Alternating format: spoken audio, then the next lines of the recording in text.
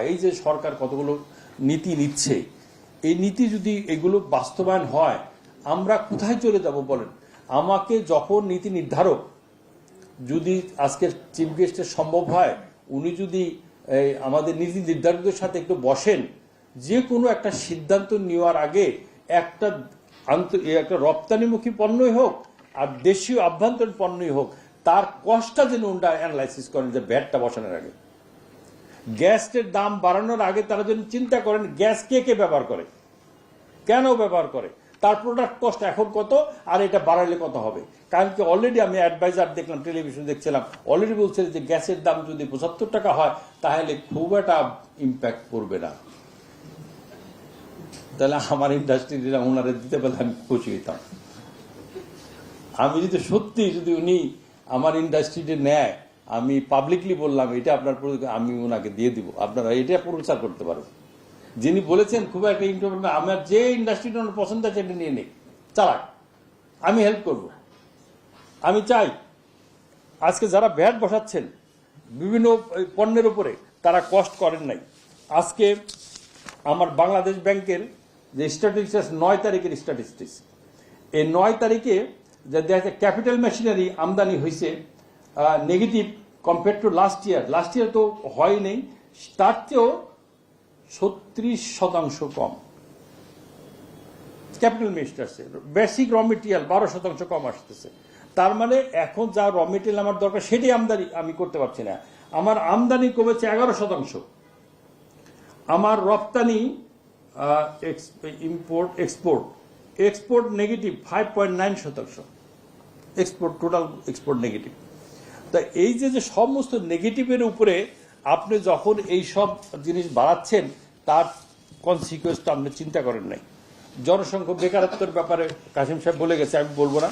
আমি একটা জিনিস আপনাদেরকে একটা কপি দেবো, বাকি কপিগুলো আপনারা ওয়েবসাইটেও পাবেন, এবং আমার কাছে একটা ওয়েবসাইটে আমি একটা কপি দেবো, এখানে কপি করে নিতে পারবেন।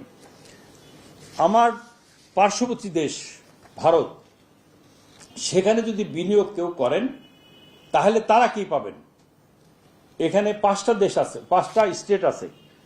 এটা আছে কর্ণাটকা, উড়িষ্যা, অন্ধ্রপ্রদেশ, বিহার, গুজরাট। এই জায়গায় যদি আপনি বিনিয়োগ করেন তাহলে কি পাবেন?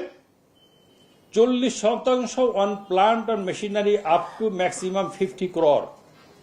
আপনি প্লান্ট মেশিনের উপরে ম্যাক্সিমাম 50 কোটি টাকা গভর্নমেন্ট আপনাকে এমনি দিয়ে দেবে। আচ্ছা, land and cost rebate subsidy on cost of land, যদি জমি কিনেন জমির উপরে 25% গভর্নমেন্ট সাবসিডি দিবে। আচ্ছা, যদি আপনি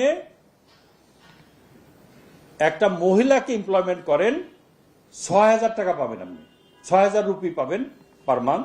আর একটা মেলকে যদি এমপ্লয়মেন্ট করেন 5,000 রুপি পাবেন গভর্নমেন্ট। এইরকম করে করে বিভিন্ন সুযোগ সুবিধা বিভিন্ন স্টেটে, এক এক স্টেটে এইভাবে দিচ্ছে। তাহলে এই জায়গায় আমি শুনেছি হুমরি খাইয়া ব্যবসায়ীরা ওখানে বিনিয়োগ করছে, কারণ এটা কন্টিনিউ করবে ফর 5 years। 5 বছর যদি আমি জমির উপরে 25% আপনি সাবসিডি দেন, আপনি যদি 50 কোটি টাকা এমনি দিয়ে দেন, আপনি যদি 5 বছর পর্যন্ত 6,000 রুপি 5,000 রুপি দিয়ে দেন, তাহলে কে না ওখানে যাবে? আর আমারা যদি বলেন তুমি গ্যাসের দাম 75 টাকা করো, তোমার এই জায়গায় ভ্যাট বাড়াও, আর ওই যে আমাদের সরকারি লোক, উনি হয়তো বেসরকারি আমাদেরকে পরিচালক হয়েছে, উনি বললেন যে এক্সপোর্ট ইম্পোর্ট লাইসেন্স আদৌ দরকার আছে কিনা।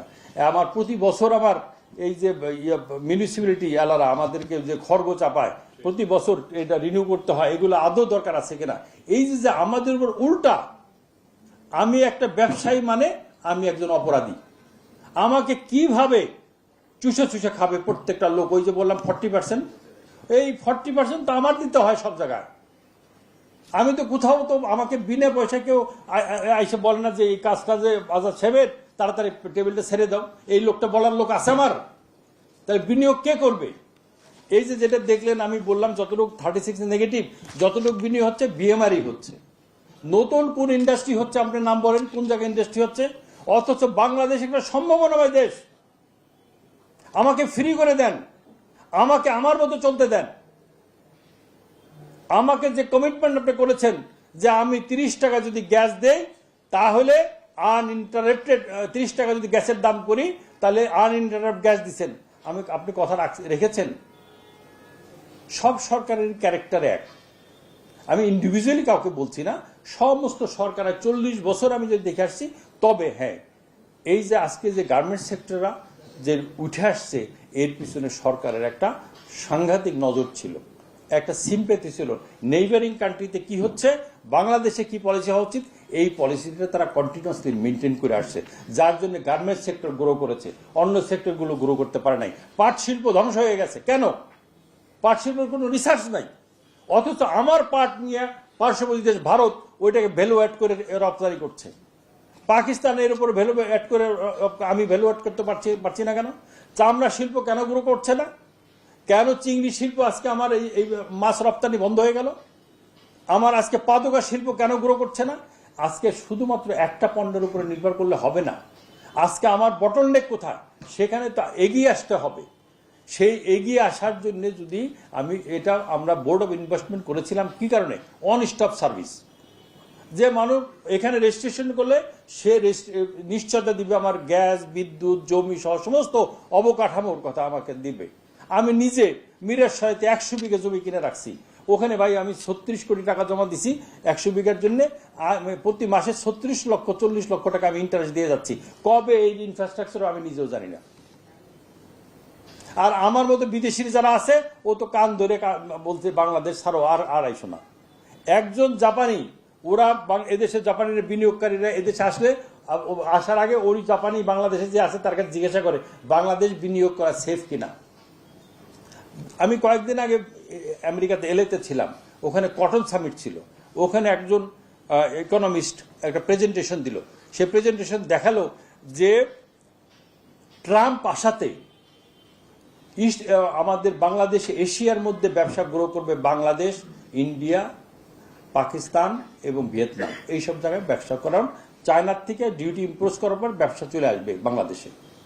আসা শুরু হয়েছিল, কিন্তু এই যে আনরেস্টটা তৈরি হইলো, ল অ্যান্ড অর্ডার সিস্টেম প্রতিদিন যেটা রাস্তাঘাটে হচ্ছে, এইটা যদি কন্ট্রোল করা না যায়, এই সম্ভাবনা কিন্তু আমরা কাজে লাগাতে পারবো না। কোথায় চলে যাবে?